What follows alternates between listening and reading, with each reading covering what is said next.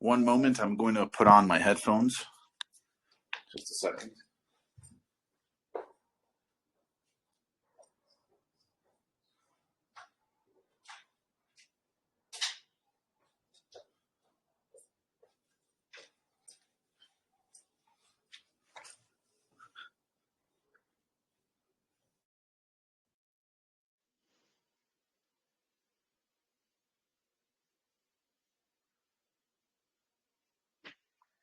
Hello, everyone. Oh, you shove it, man. Yes, I shaved my beard.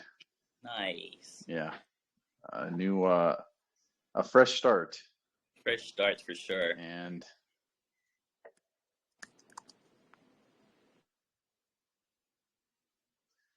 okay. Well, today I wanted to talk about a few of the plans that we had, and it's opportune that Alex is here with us today, because he has been leading the development team so far, but he also runs FlashGas. So since we share the same development team, it's he's done a really great job with the apps. There's a few things that I wanted to request from the community. We want to test out the apps, specifically the vendors app, and also the user experience. We've done our own internal testing, but I wanted to request from the community if you guys could go into the apps, download them, and test them out. Just give us your feedback on them right before we launch. There's some updates that we've made recently, and we want to just have people's feedback on. Charles, there is a huge update coming up today, actually. So if you guys could hold off on that and just bear with us for like one more day, there should be massive updates coming up. So, yeah. Okay. And I also wanted to talk to all of you. So we're doing I'm doing a dinner to talk about Doc.com to another group of institutional investors. And the reasoning behind that is we want to bring in more people to buy the shares for our listing date, and more institutional investors, funds, mid-sized funds, things like that. I plan on doing a dinner and inviting around 30, 40 people in New York, and the next 2 weeks. But I also thought, well, yesterday when we were planning this, I thought it would be nice to invite people from the community. If you all want to get together at some point, we want to create some content. We want to create some, additional testimonials, just prepping everything for our marketing campaigns, and just really, I don't want to leave any stone unturned.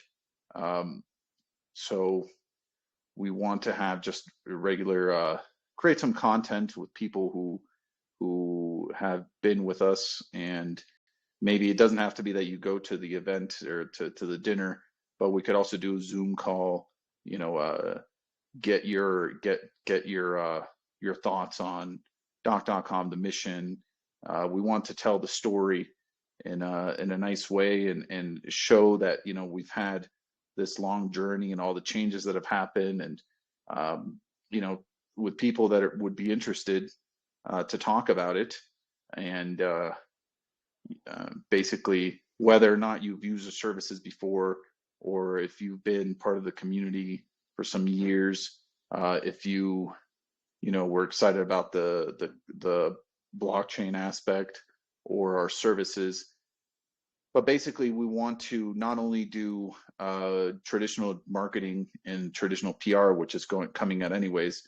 We also want to have tell the story from the perspective of community members, and just to show that that we do have a community. A lot of people, sometimes I tell them, we have an online community, and there's people that have always been supporting our cause and what we've been doing for some time now. And I think it would be very beneficial for us to have. It doesn't have to be all of you, but whoever would decide to do a Zoom call with us, something we could record and we could use as testimonials or just support, to showcase support, just so people, just so we have the perspective from people outside of the company. Well, I think that it's important to not only talk about our services and the virtues of what we're doing from a technological standpoint, from AI and blockchain and stuff like that, but also get people's feedback on, why you believe this would be great, where you see the value, and hear it from your own words, essentially. So we can also add that to the content for marketing and PR. It's like I said, I don't want to leave any stone unturned. So we really want to I just want to make this as big and as successful as possible, especially leading up to our listing. And I do think that showcasing that we do have a community support and people that have been supporting our mission and have been with us through our ups and downs, talking about it, and it's additional information that would be helpful to have, especially leading up to our listing. I think it's very important that we have that we not only grow the community, but we have people that are speaking from it that we could reference to. I think one of the main things that I want to cover is it's inevitable leading up to the listing that we will receive some criticism, because every company that lists receives criticism at some point. But it's very different when a company has strong support, has community support, because of the mission that they have. And not many companies have this. So I think that's one of the virtues that we have, that we can use to showcase strength in comparison to other companies that have listed. And particularly, best examples of this happening, the Elon Musk. Elon Musk had a lot of community support when they took Tesla public. They had a strong following of people that really supported the cause of electric vehicles and the mission of the company, and that made a significant difference in the market because that message got spread around significantly, and it made a big difference with how stable the price of the shares were. So we want to maintain stability for the sake of shareholders. We want to maintain price stability. We want to deliver on what we're saying as far as growth. And we want to ensure that people understand that this is a constant feedback loop of optimization. We dedicate the work to providing the best kind of service and the best experience with the marketplace, but it's important that people also know that we'll have support from a community of members that believe in what we're doing, and that there's already a community, and people can interact and talk about it, and we're always looking for decisions to optimize. I received a request from New York Magazine recently for an interview. This is what they call earned media.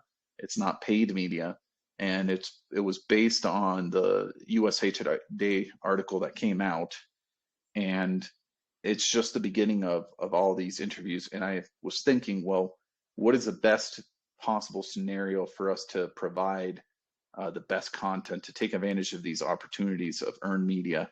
Whether it's a magazine or podcast or something that reaches out. And I think it would be a good idea and to have just the perspective of community members, you know, talking about what we're doing, supporting what we're doing, talking about why you guys see as something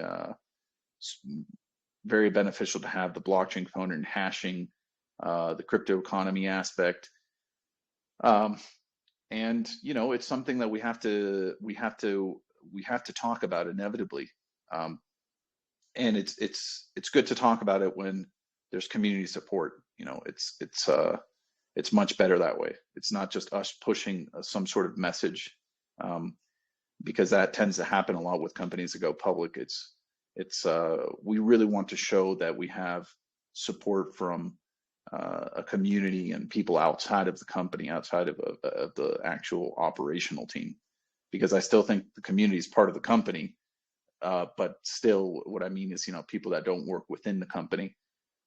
So if you guys are interested, you know, we can set up some Zoom calls and just get your perspective on this.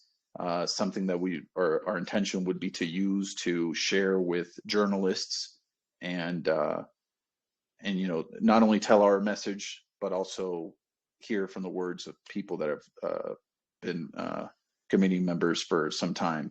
So that's one thing that I want to request. And the second thing is doing this launch event. You know, we're going to launch anyways, but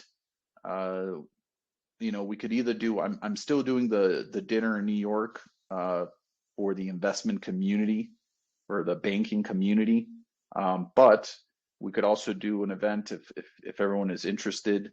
We could do an event possibly in Miami or any centric location, where we could get together and talk about Doc and talk about our plans, and you know, just create some cool content, and you know, just have more out there that is that's beneficial for our mission to work and to grow Doc.com. And I think it's something we could also invite Flashcast to do. I mean, Alex is here. I think it's beneficial. This model has never been seen before in the US except for us back in the day, but the business was very different. The business model was very different.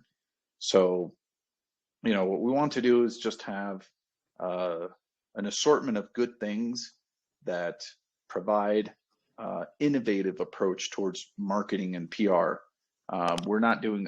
I've never been, even myself. People don't know what people know that we've always taken different paths to promote, and that has always been really one of the secrets of the success that we've had in the past. That we've taken a different approach to doing marketing and PR.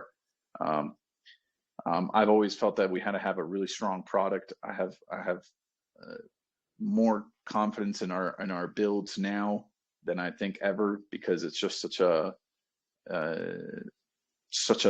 optimized type of business model from what it used to be. And you know, I think it's important for people to know the story. You know, I get messages from people. You know, we've been offered different types of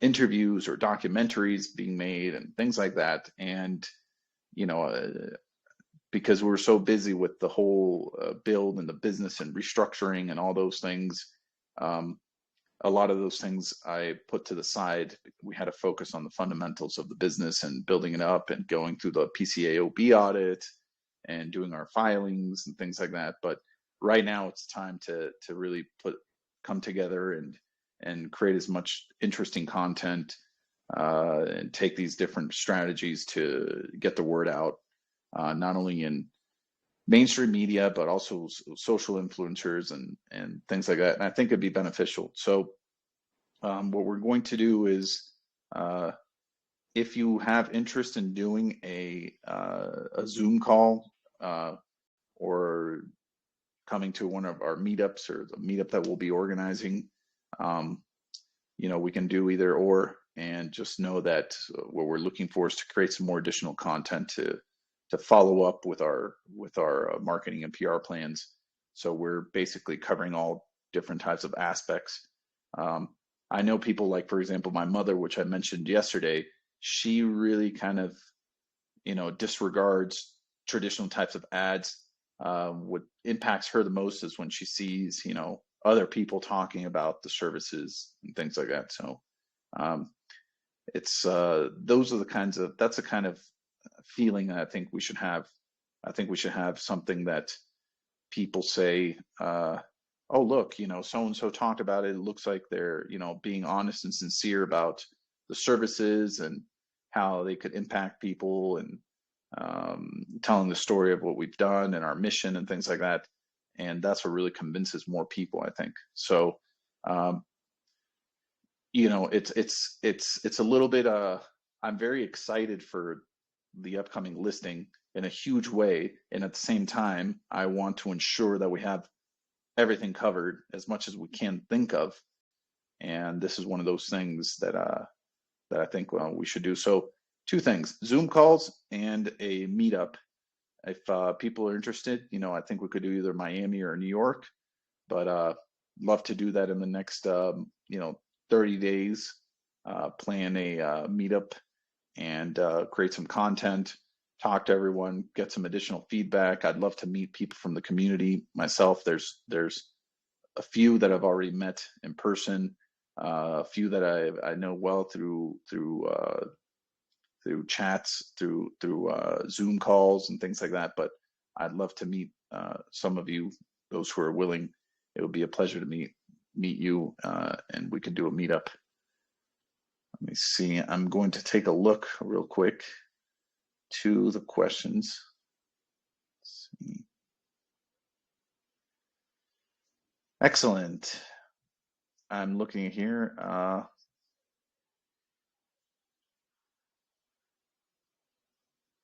I'm looking at Jacob's question in regards to the information on the note. Yes, there's should be banking info on the actual document itself. I just got a message this morning from the director of Latin American art at Sotheby's, and she said that they were ready to prepare the artwork for sale. And I said, well, wait, we have to wait because I've put it up as collateral for investment into the company. And she said, okay, that's fine. The next auction is in May anyways. But I think it's part of the story that I'd love to tell as well. I think people should understand that, I think it's very linked up to, even though our services our focus is the U.S. market. I think it's important for people to know the experience from, starting the company, because of the fact that, I saw the need in Mexico City during medical school, and, that there's a lot, the situation is different in a country like Mexico, where you have a large population of impoverished people. And also, kind of the ideological aspects of, the culture and how that influenced me, and also talk about, this innovative approach. I know that what we offered yesterday, the convertible note, the senior asset-backed convertible note, is a very innovative thing. Our legal team said, wow, this is they had to look up, different documents to put it together, that have already been filed in the past with the SEC. So it was kind of a combination of these things, because it's rare to see something like that, something that offers collateral to the investment. But I thought, well, those are the kinds of things that have always distinguished us and have given us success. And I also want people to understand that, how deeply committed we are. I am personally, to making this happen as big as possible. And I think it's better for people. I've always said the comeback is greater than the setback. And I really feel that right now, because we had setbacks, and now we're coming back with full force. And I really want to tell that story. I've been running it through my mind so many times, you know, different variations of it. But I think I think that's a story to tell. And I want to tell my version of it. I want to tell, you know, how people saw the community from the community's perspective. You know, I want to tell the truth and the true story. And as opposed to doing it how we did in the past, I think it's better just to start now creating that content and telling that story and moving forwards, because people are going to ask as more and more attention comes on upon us. People will always be asking, and they want to know more and more and more. And if we're prepared for that, and we have content, and we already have we're all, let's say, in line, focused on the same vision down the road, it'll just be something that can help out in a huge way. And if we do get attacked, which will be inevitable, critiqued, because it happens to all companies that are going public, you know, we can say, hey, look, you don't know much about our story, check this out, or follow here, or, you know, come to the community and talk about it. You know, we have to put that story out there and ensure that if people start criticizing, they know, you know, what we've been through to get to this point. Let's see. How long do we have to wire the money to Doc before the document expires that we signed? If you signed the convertible note, if you signed the previous convertible note, not the one that we put, not the asset-backed one, essentially we have to have it signed as soon as possible, because of the 1A filing is about to be approved. So, you know, for the sake of being, you know, correctly structured, we should have these signed and the transfers done, you know, in less than 10 days. Just because after that happens, it just looks better. It's the right way to do it, to have these things wrapped up before the 1A is approved. So, you know, it's so as soon as possible. The short answer to that is as soon as possible. Let's see. Good question, Ellie. You said that I would put both paintings as collateral. That's correct. Well, you know, it's both paintings are available as collateral. We don't need as much. One was appraised at the one that's in the document was appraised at 1.3 million, and I thought, well, as long as the amount raised is 50% or less than the market value of the piece, then it's over collateralized. So in the due case that someone comes in and says, you know what, I'm putting in $1 million right now and collateralized backed, then I would add the second piece in there to make sure that there's 2-to-1 collateral. So the second piece is also worth over $1 million. It was appraised at over $1 million. So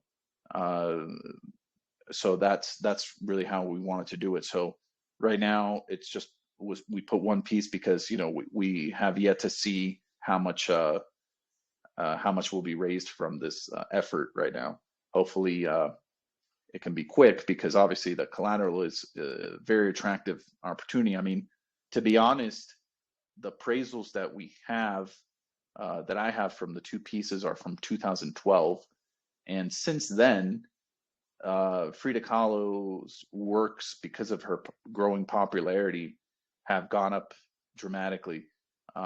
But the value of the appraisal was the lowest one, just because I wanted to be, you know, I just wanted to be, I wanted to ensure that everyone was, you know, happy with that.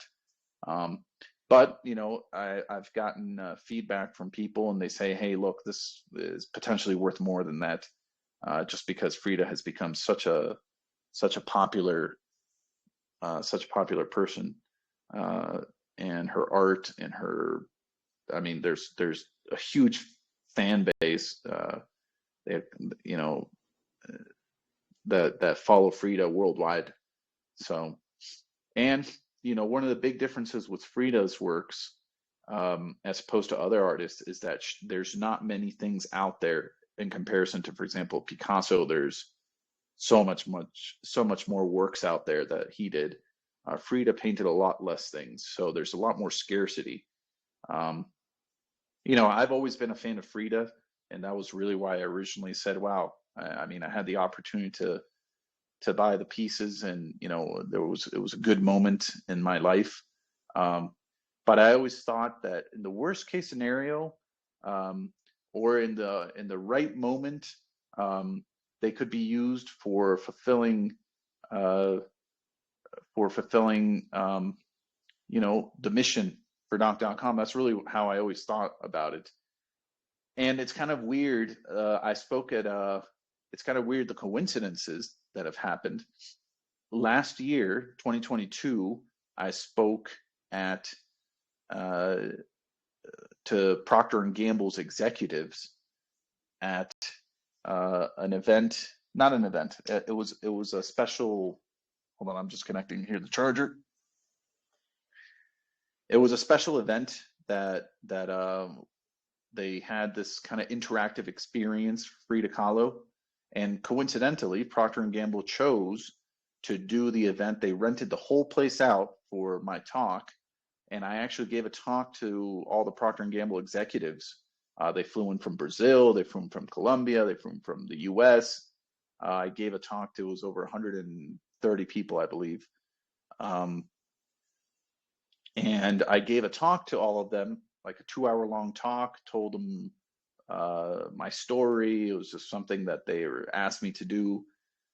Very cool thing, but it was inside the whole Frida Kahlo interactive experience forum. And it was really cool doing that. And I thought to myself, wow, there's moments in life when, Frida's always popped up. And it's kind of, it's kind of interesting how that happens. But, me being Mexican, I've always identified very closely with her. Like I mentioned, I lived very nearby, and I just think, like, these are gifts that the universe has given Doc, because I believe so much in our mission. I think people have said, they've contributed in different ways.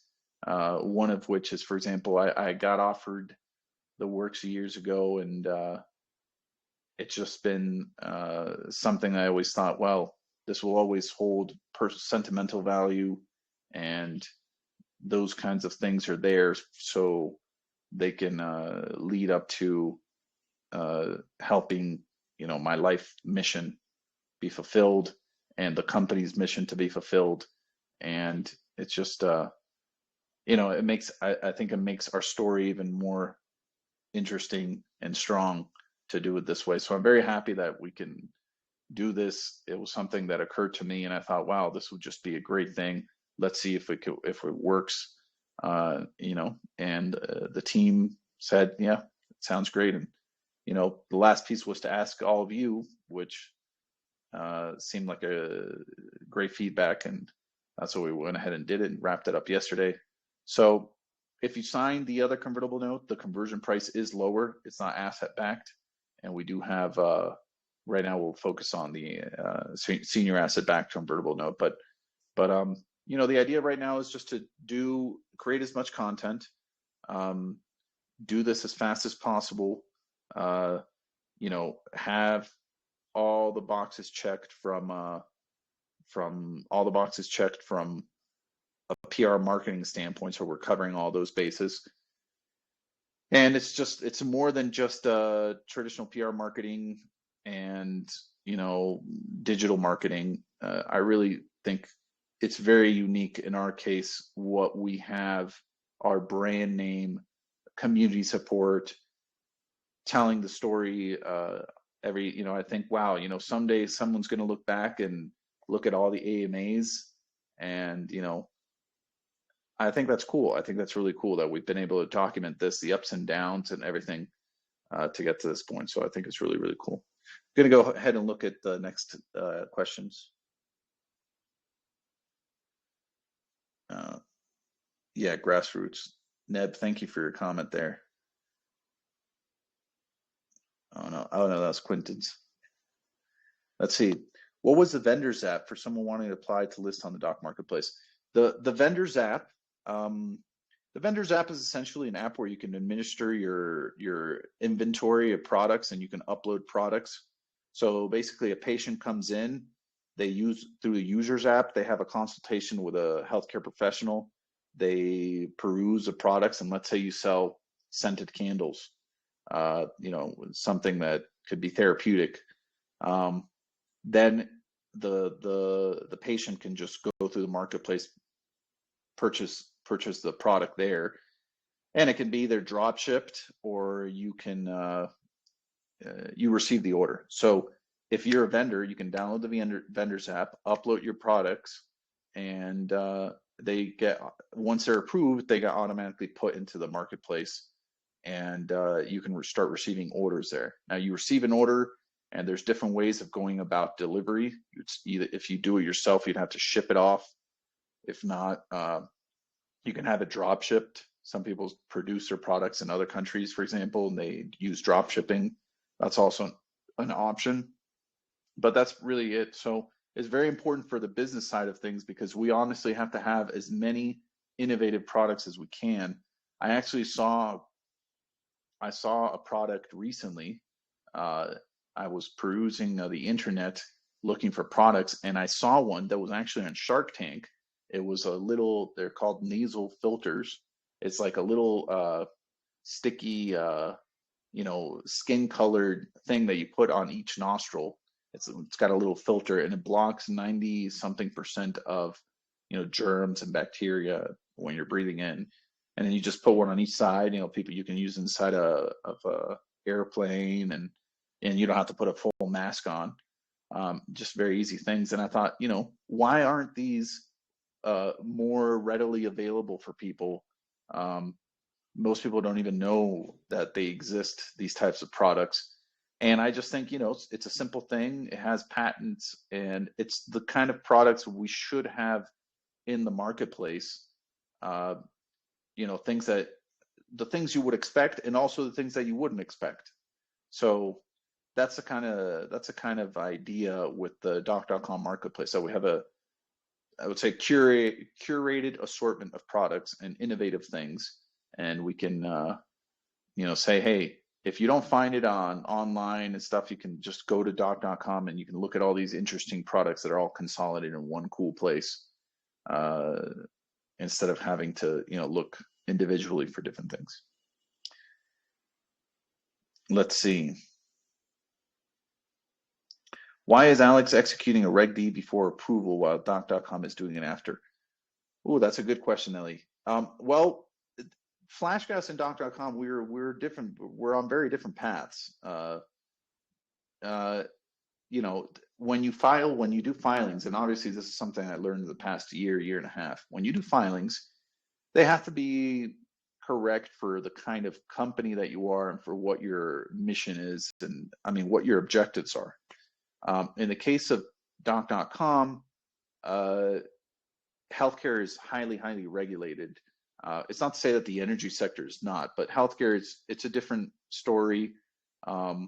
We also have a long history as well. There's the history is very different, and just from a strategy perspective, it was better for us to do the Reg A because it's essentially 80% or more of an S1 filing, and that was important.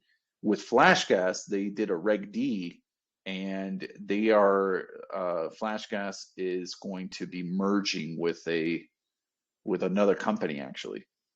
That's what's bolstering the value for Flashgas to go public, and it's also very beneficial for their growth. So they put out a Reg D, and they plan on going directly to an S1 filing. So instead of doing Reg A first and then S1, they are doing Reg D first and then S1. It's just a different strategy, legally speaking, because of the different stages that the companies are at. So that's really a difference. But at the basic level, it's they're both, we're both following a similar strategy as to how we expect to be listed companies, and how we want how we want the shares to trade. and how we want to deliver on the promises. So FlashGas, same as Doc.com. You know, I was heavily involved with FlashGas's strategy. It was as an advisor myself. Um, I thought that it would be beneficial just because of everything that we've learned, that I've learned through the years, that FlashGas had the same kind of the fundamental aspects that you can at least try to do to try to ensure that you have a decent trading performance. Because a great product, a great service, great customer service, you know, great marketing, PR plans, FlashGas has all of that. And same thing with Doc.com. The difference is that you know, a lot of people, when you list a company, they don't consider the trading aspect of it, and it that can make an enormous difference on uh, the market cap and how much access to capital you have. And it's something that I apologize. Um, it's something that